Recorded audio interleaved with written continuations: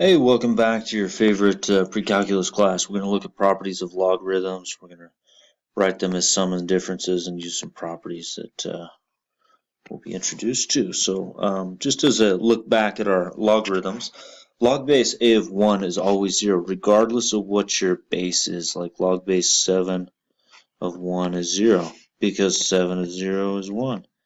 Anything, any a to the 0 will always be 1. And log base a of a is 1, because log base a of a to the 1 is 1. Remember, if those are the same, they'll undo each other. Okay.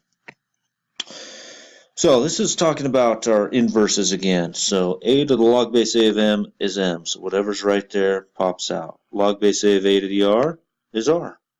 Okay, so if you remember, like we had 2 to the x, and we had log base 2 of x. And when you run the composition, so log base 2 of 2 to the x, it'll just pop out whatever's right there.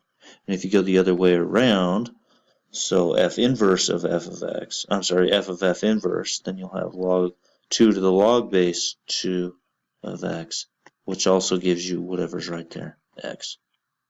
Okay, so like 7 to the log base 7 of 2x in this case would just be 2x. Again, whatever's right there, because these will undo each other. So let's look at some here. 2 to the log base 2 of pi is pi. So whatever's right there. Log base 0.2 of 0.2, so again, when those are the same, it's whatever's right there. Negative root 2. Negative root 2, see it right there. And e's, e to the x's inverse is log base e of e, which we call it the natural log. So the ln and e undo each other. So the ln of e to the kt is just kt.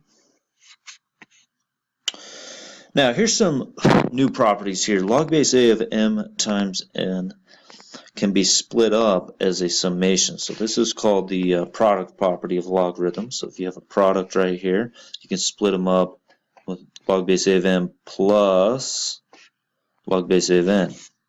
Okay, so it's a sum. If you've got a quotient, it becomes a difference. So here's your numerator, there's your denominator on that. And finally, if you've got a power, log base a of m to the r, that r goes down in front, r log base a of m. And this last one, you don't see this a whole lot, but you do with our textbook that we're looking at right now. A to the r is e to the r ln of a. Maybe I can explain that a different way. If you look at e to the ln of a to the r, those are the same because power of a power, you multiply that, so that's r ln of a. And we know e to the ln of a, e and ln undo each other, so that's a, and you're still to that power of r. So a to the r equals a to the r. We don't use that a whole lot in here. We won't use that in what we're looking at. All right, so how can you write this using the product rule here as a sum of logarithms? So we're going to expand it. A lot of textbooks will also say expand the following expression. So you notice we have x times root x squared plus 1. So you want to expand it using that property log base a of x. Got a plus now between these, log base a of square root of x squared plus 1. Now that square root of x squared plus 1, I'm going to write as x squared plus 1 to the 1/2, so I can use the power property and put that in front there. So I'm expanding this expression using those two properties. Okay.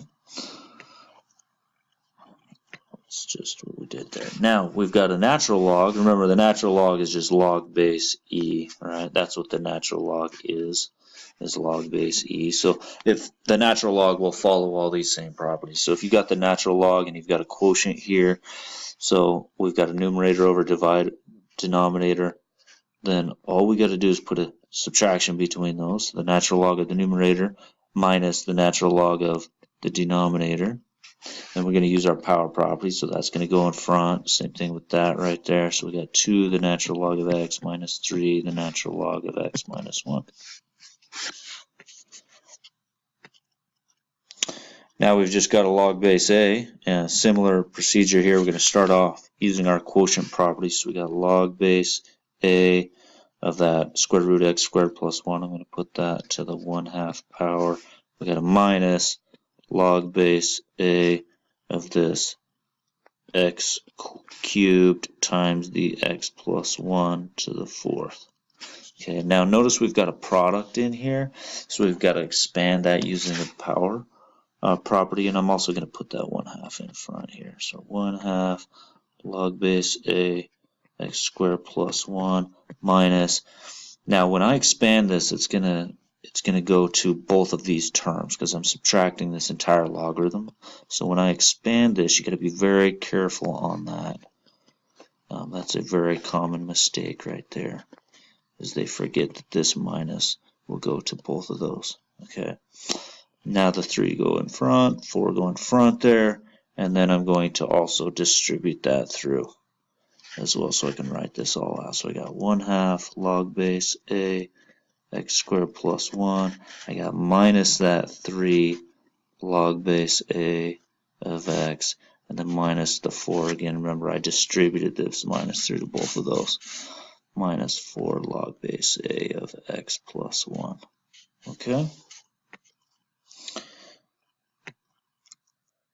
Now you can also condense it. So we're trying to write these as a single logarithm. So notice the plus right there. So we're going to use that product rule. So we got log base a of 7.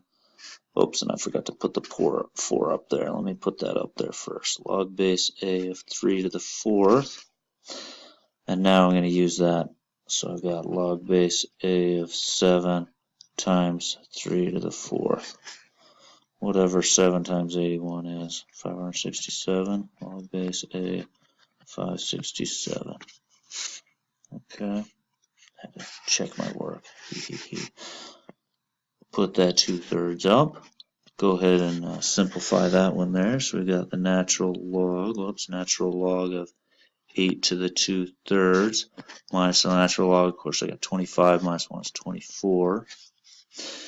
And then I got to simplify that. That's 8 to the 1/3 squared. So the third root of 8 is 2. So I got the natural log of 2 squared minus the natural log of 24. So we've got the natural log of 4 minus the natural log of 24, which is the natural log of 4 over 24, or the natural log of 1/6. Now this one's kind of unique because the natural log of 1, if I was to put it back this way, the natural log of 1 is 0. If you remember, so this just ends up being negative natural log of 6. Okay. Then we'll go to this last one. So this last one, you see these two, I got a plus on it, so there's that 9x. And then you're going to take, after you've put those two together, then you're going to work it with those two. So we got 9x, so you see them right here, times, now you got that x squared plus 1 because we got a plus right there. So now we're at this point, but then we've got a minus right there, log base a of 5. So we're going to put that 5 on the bottom right there. Okay, that becomes our denominator. So this is our numerator, that's our denominator on that. All right, so if m equals n, then log base a of m should also equal log base a of n. And it goes the other way around, so that's an if and only if statement. If log base a of m equals log base a of n, then m equals n. So let's evaluate some logarithms whose base is neither 10 nor e. Now that where this comes, this is the change of base formula, and where this comes into play and becomes very handy is when you have like a basic cheapy scientific calculator and you can't punch in stuff like log base 7 of 3 because you're like, oh, I only have one log key on my calculator. Well, that one log key on your cheapy calculator, that is a log base 10 key. That's the common logarithm. Or you have an ln key, which of course the natural log is log base e. So you really only have two options on those cheapy calculators. So we can change the base and then we can punch it in. And most people will put it into the common log or the natural log because they have the common log button on their calculator or they have the natural log button on their calculator. Okay, so here's some examples. Log base 5 of 89. Again, I don't have a log base 5 on my calculator, so we just change the base. We just say, well, let's change it to a log base 10. So log base 10 of that 89 over log base 10 of whatever's right there, the 5. So log of 89, so we don't need to write the base 10 here. If it's base 10, we know we don't need to write it. Log 89 over log of 5, and then we punch it in. Or the other way we could do is we could do the natural log. So we take the natural log of that 89, again, whatever's in that position, over the natural log of whatever's right there in that position. We could use the natural log key. Okay, here's another one. We go log root 5 over log root 2. Or we can just use our natural log one, natural log of root 5 over the natural log of root 2. And then we just punch it in at that point. So there's your log 89 over log of 5. It ends up being that. Just make sure you check it. Or again, you could do the natural log way. Notice it's the same answer. Same thing over here. Log of, where is it? Log root 5 over log root 2. If you want to use that power property, you can put that 1/2 in front. 1/2s cancel, you're left with right there. Okay, or natural log of 5 over natural log of 2 when you get your 1/2s to cancel. Thanks for listening.